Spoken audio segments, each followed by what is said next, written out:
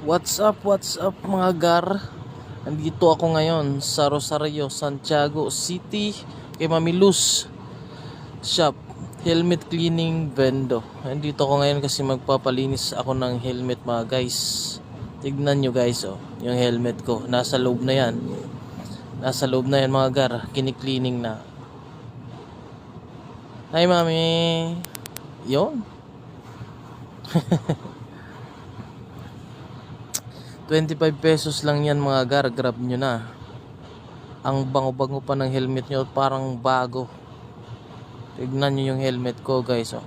First time niyang maklining ng ganyan. Dito lang kay Mami Luz Laundry Shop. Yun oh, Mami Luz.